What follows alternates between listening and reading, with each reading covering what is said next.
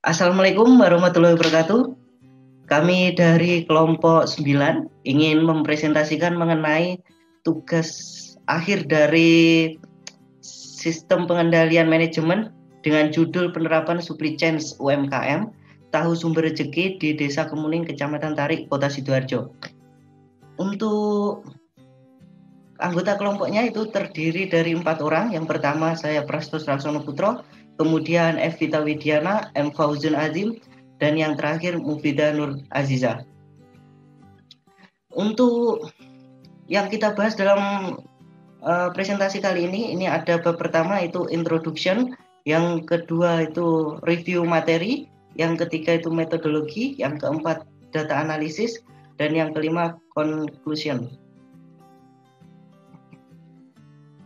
Saya akan menjelaskan UMKM tahu sumber rezeki terlebih dahulu, di mana UMKM tahu sumber rezeki ini merupakan industri yang berada di Desa Kemuning, Kecamatan Tarik, yang menjadi salah satu pusat kegiatan ekonomi di Kabupaten Sidoarjo. Lokasi UMKM yang strategis menciptakan peluang bagi pelaku-pelaku usaha untuk membuka dan mengembangkan usahanya di Desa Kemuning. Salah satunya bagi pelaku usaha pengolah produk tahu yang tergolong industri rumah tangga, di mana UMKM tahu sumber rezeki ini didirikan oleh Haji Sumber sekitar tahun 1985, dan sekarang usaha ini sudah berada pada generasi ketiga yang dikelola oleh Hernina Rahma. Didirikan dengan dana sekitar 40-50 juta dengan luas tempat produksi sekitar 800 meter.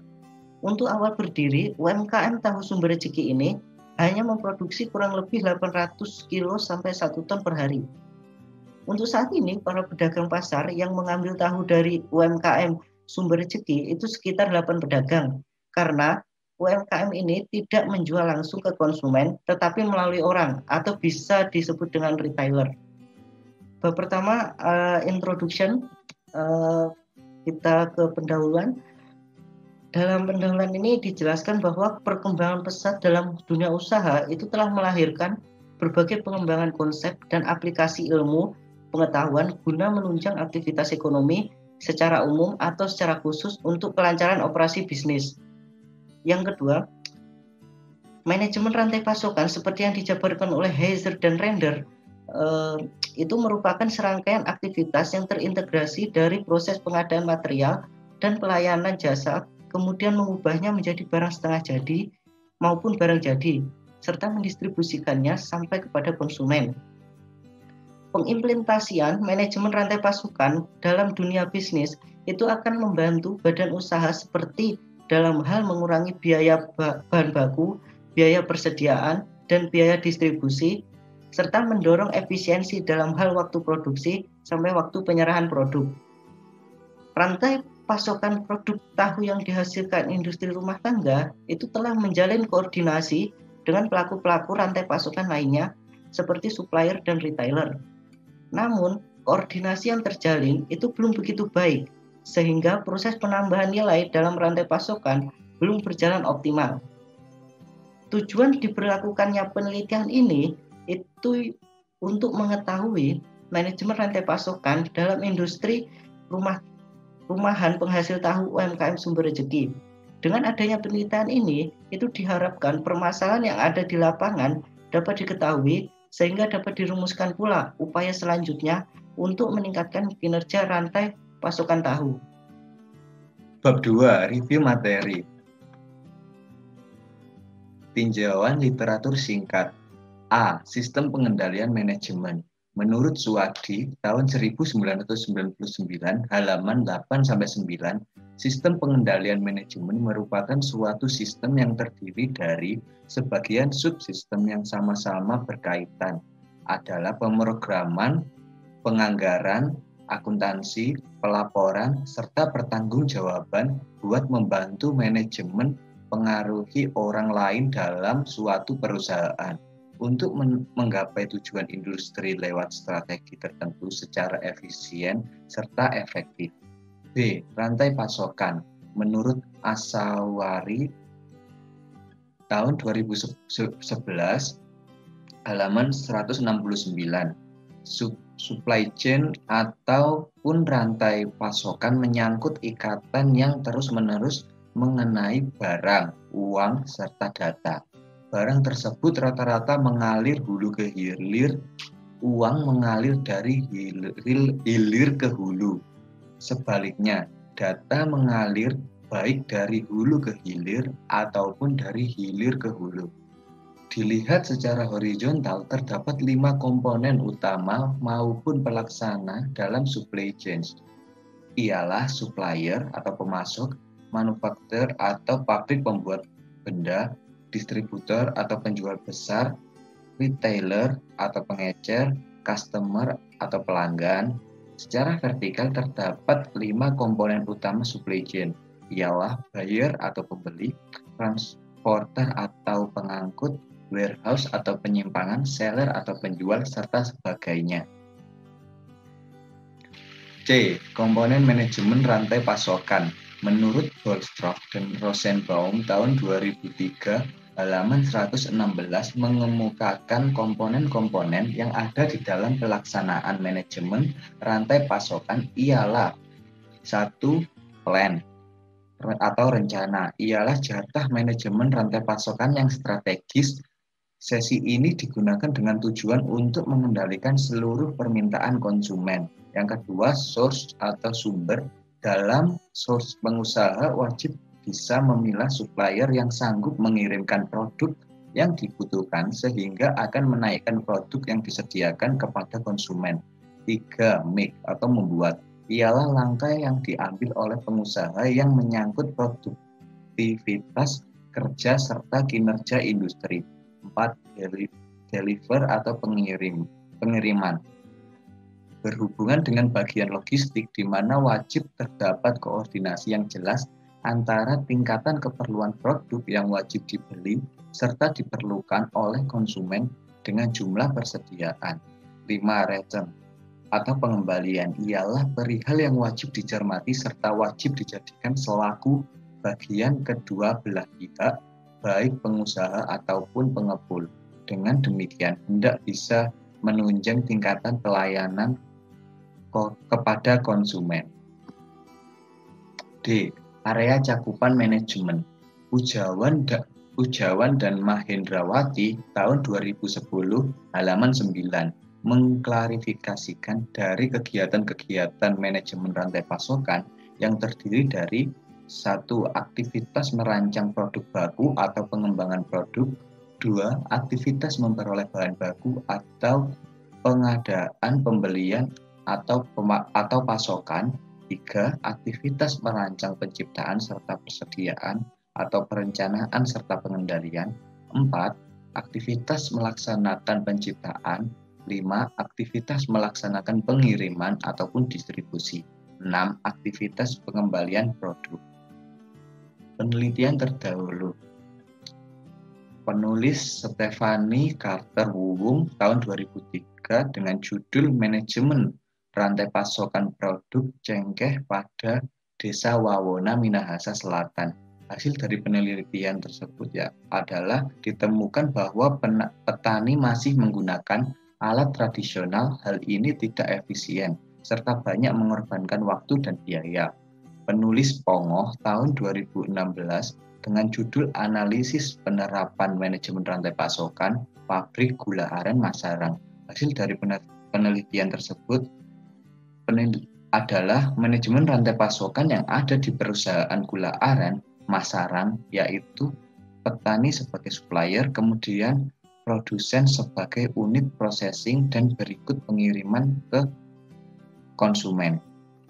Penulis Budiono dan Saiju tahun 2016 dengan judul Manajemen Rantai Pasokan Jagung Asalan pada CV Amin di Lampung Tengah. Hasil penelitian mengambil kesimpulan bahwa kinerja dari pelaksanaan rantai pasokan jagung Aslan di CV Amin masih belum memiliki kinerja yang baik dan alternatif. Kebijakan CV Amin yang dapat diterapkan bagi pengembangan rantai pasokan jagung asalan antara lain dukungan pemerintah, trust building, dan kesepakatan kontraktual petani dengan pengepul maupun antara pengepul dengan CV Amin. Untuk yang selanjutnya yaitu mengenai metode pengambilan data. Pertama ada populasi dan sampel.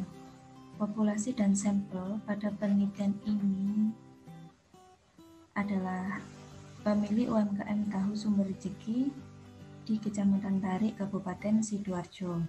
Untuk jenis dan sumber data, jenis penelitian ini adalah penelitian kualitatif. Dan sumber data yang digunakan dalam penelitian ini adalah data primer yang merupakan data yang diperoleh secara langsung dari sumbernya. Data primer dalam penelitian ini adalah data mengenai hasil dari wawancara secara online dari pihak UMKM tahu sumber rezeki mengenai analisis supply chain management dalam industri rumahan penghasil tahu.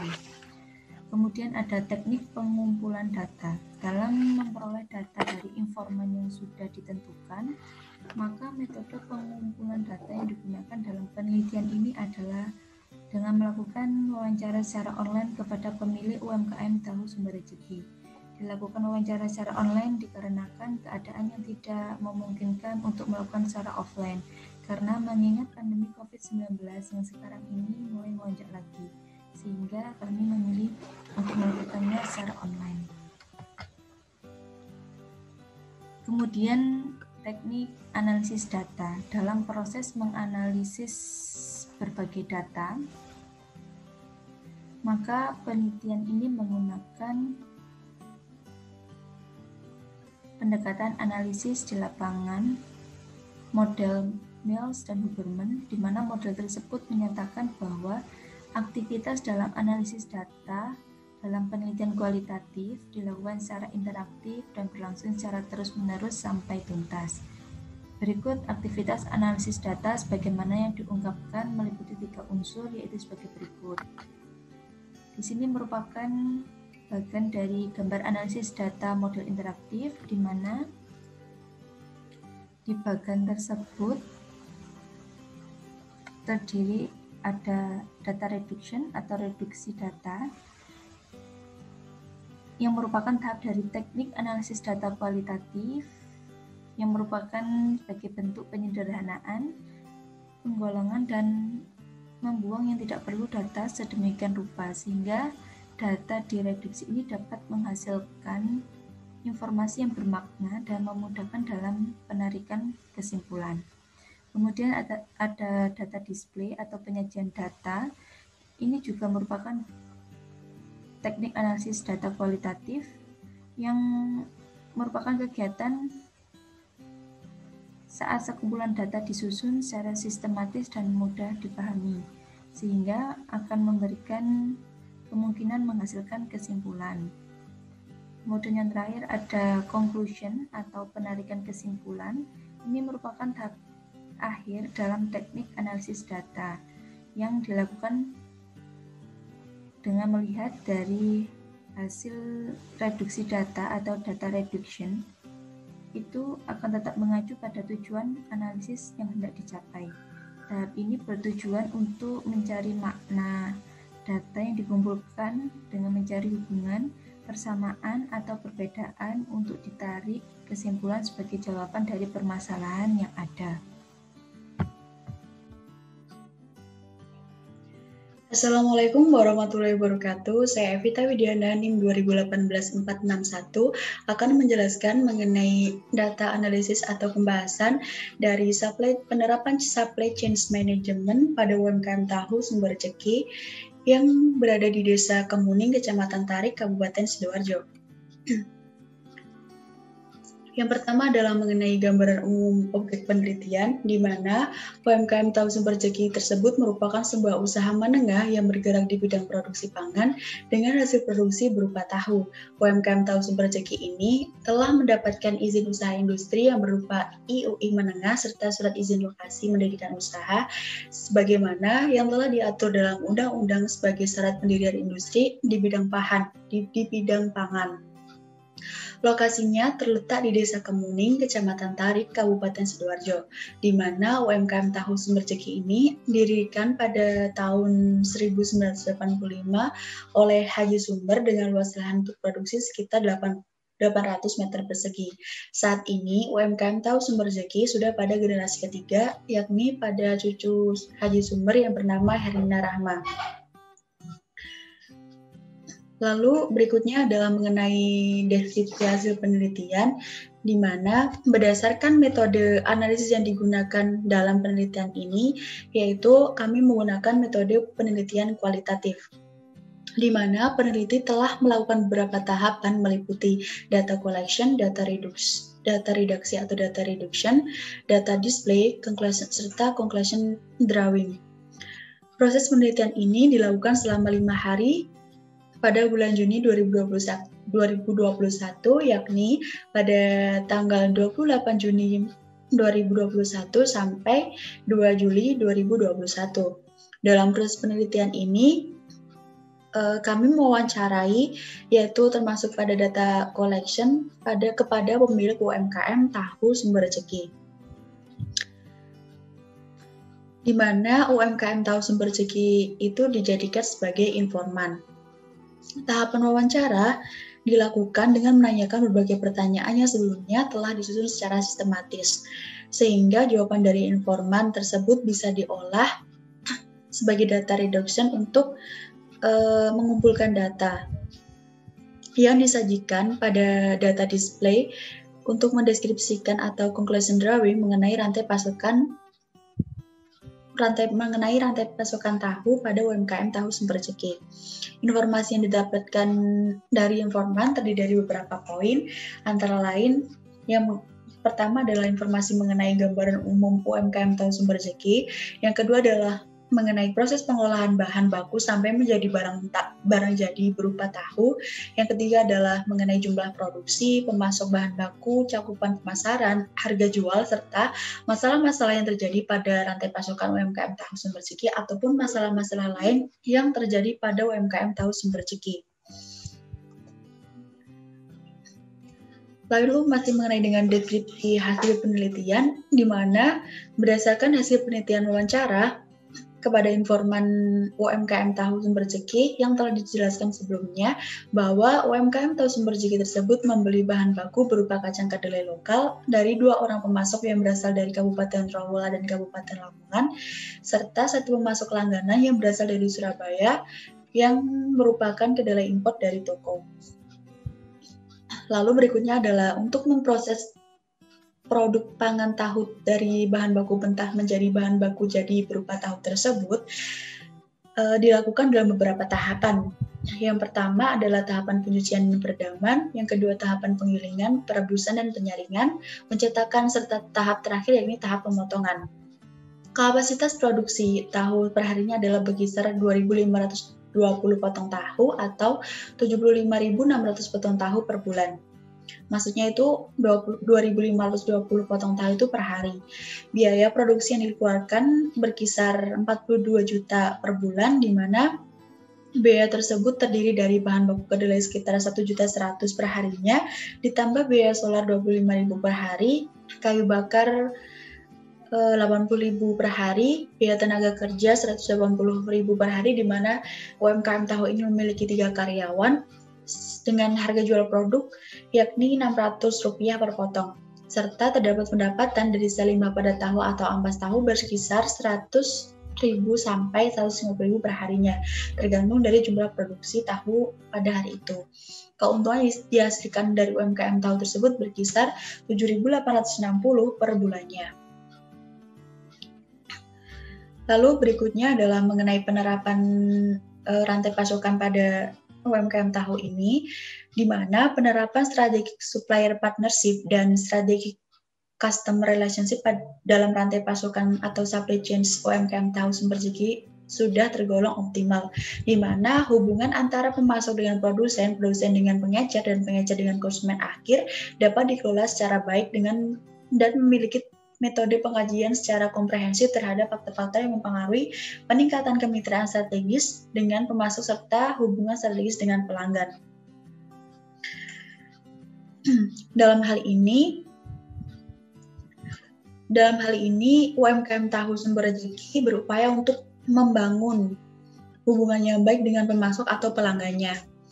Hal tersebut dibuktikan dengan para pelaku rantai pasokan yang tetap terjaga baik hingga saat ini.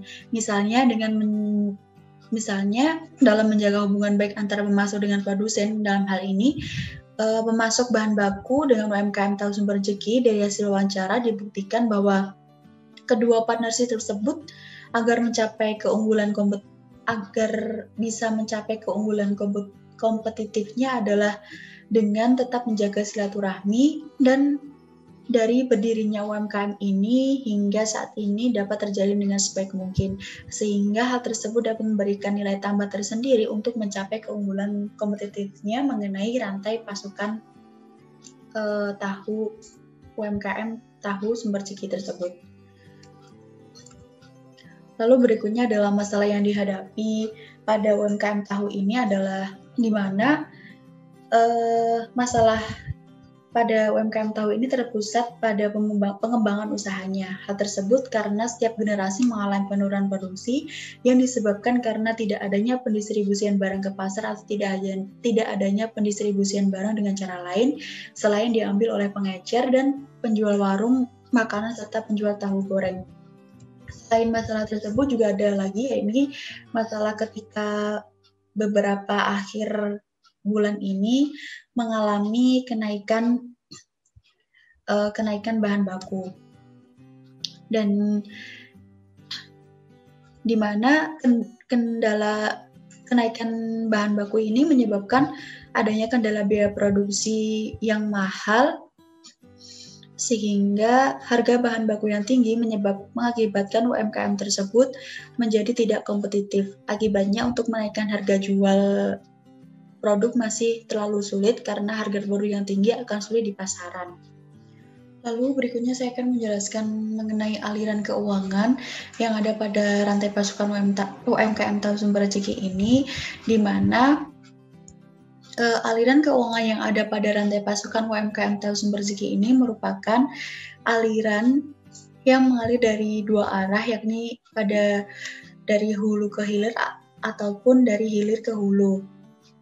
Konsumen akhir akan membeli produk atau tahu, konsumen akhir akan membeli produk tahu dengan harga berpotong, yakni Rp1.000 dan Rp5.000 untuk ampas tahu. Kemudian pengecer membeli tahu dan ampas tahu dari produsen atau UMKM Tahu Sumber Rezeki dengan harga Rp600 per potong dan ampas tahu berkisar Rp100.000 per ember. Pemasok atau distributor membeli kacang kedelai dari petani dengan kisaran Rp6.000 per kilogramnya. Keseluruhan aliran keuangan yang terdapat dalam rantai pasokan UMKM Tahu Sumber Rezeki tersebut menggunakan transaksi tunai maupun non-tunai. Yang ketiga adalah mengenai aliran informasi, di mana aliran informasi yang ada pada rantai pasokan UMKM Tahu Sumber Rezeki ini merupakan aliran yang mengalir dari dua arah, yakni dari hulu ke hilir maupun dari hilir ke hulu, di mana antar pelaku rantai pasokan memberikan informasi mengenai kualitas produk, harga produk, stok persediaan produk, serta jumlah pembelian. Pelaku rantai pasokan UMKM Tahu Sumber Rezeki dari arah hulu nantinya akan memberikan informasi mengenai kualitas, harga produk, serta jumlah pembelian, sedangkan pelaku rantai pasokan UMKM Tahu Sumber Rezeki ini dari hilir akan memberikan feedback berupa negosiasi, apresiasi atau kritikan mengenai kualitas produk dan jumlah pesanan yang diterima serta pembelian.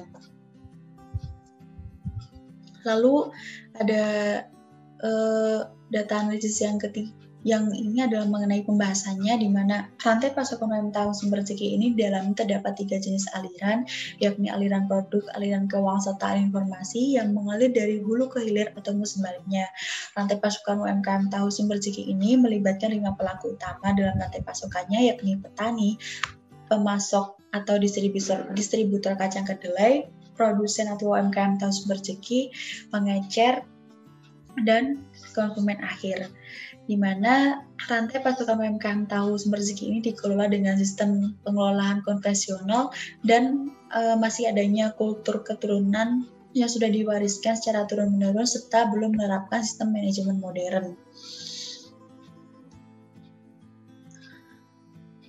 Dalam kegiatan operasinya, UMKM Tahu Sumber Rezeki telah menjalin hubungan kerjasama yang baik antara pemasok dan pengecer dan telah mencapai keunggulan kompetitifnya, di mana misalnya antara pemasok dan produsen UMKM Tahu Sumber Rezeki ini menjalin baik dengan pemasok kacang kedelai dari awal berdirinya sampai sekarang, sehingga mereka dapat mencapai keunggulan kompetitifnya sehingga mempunyai nilai tambah untuk rantai pasokan UMKM Tahu Sumber Rezeki ini. Lalu berikutnya adalah mengenai masalah utama yang dialami oleh UMKM Tahu Sumber Rezeki ini mengenai rantai pasokan adalah di mana beberapa bulan terakhir ini bahan baku untuk memproduksi produk mengalami kenaikan harga karena adanya kelonjakan bahan baku yang menyebabkan biaya produksi ini mengalami pembengkakan. Selanjutnya, harga jual produk dari industri sampai ke pengecer di pasar-pasar tradisional menjadi mahal, sehingga harus memutar cara agar pengecer dan konsumen akhir tetap mendapatkan tahu yang murah dengan kualitas yang baik. Berikutnya adalah mengenai kesimpulan. Yang pertama adalah agar dapat terpenuhinya permintaan produk tahu UMKM Tahu Sumber Rezeki ini melaksanakan aktivitas penciptaan sebanyak 7 hari kerja dengan sekali pembuatan menciptakan 2.520 potongan tahu. Rantai pasokan UMKM Tahu Sumber Rezeki ini di dalamnya ada 3 tipe aliran. Yang pertama aliran produk, aliran keuangan, dan aliran data yang mengalir dari hulu ke hilir ataupun sebaliknya. Pelaksana UMKM Tahu Sumber Rezeki ini secara tidak langsung telah memenuhi tujuan dari rantai manajemen lewat keahlian menciptakan produk dengan harga murah namun mempunyai mutu yang baik, sanggup memenuhi permintaan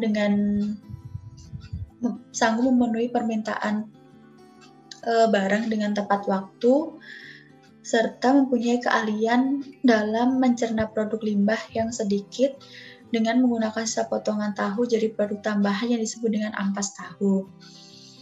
Hal tersebut cocok dengan apa yang sudah dikatakan oleh si Hombing serta Samawau yang menyatakan bahwa dalam persaingan atau kompetitor, seseorang usahawan melaksanakan manajemen rantai pasokan dengan tujuan menggapai 4 hal, yakni bisa menciptakan produk yang murah, lalu bisa menciptakan produk yang bermutu, mampu memenuhi permintaan produk dengan tepat waktu, sanggup menyediakan produk yang bermacam-macam. Selain itu, kesimpulan yang berikutnya adalah permasalahan yang terdapat dalam UMKM Tahu ini terletak pada manajemen pemasarannya, di mana produk yang dihasilkan UMKM Tahu Sumber Rezeki ini hanya terjual kepada para pengecer serta konsumen tertentu saja, semacam pemilik warung atau penjual tahu goreng. Ditambah lagi, UMKM Tahu Sumber Rezeki ini belum terdapat inovasi pemasaran yang dapat digunakan, di mana UMKM Tahu Sumber Rezeki ini belum menggunakan kemajuan teknologi yang ada saat ini. Selain dengan adanya permasalahan manajemen pemasarannya, untuk mengenai permasalahan manajemen rantai pasokan UMKM Tahu Sumber Rezeki ini yang menjadi kendalanya adalah beberapa bulan terakhir ini mengalami kenaikan harga bahan baku. Sekian presentasi dari kami. Apabila ada salah kata kami mohon maaf. Wassalamualaikum warahmatullahi wabarakatuh.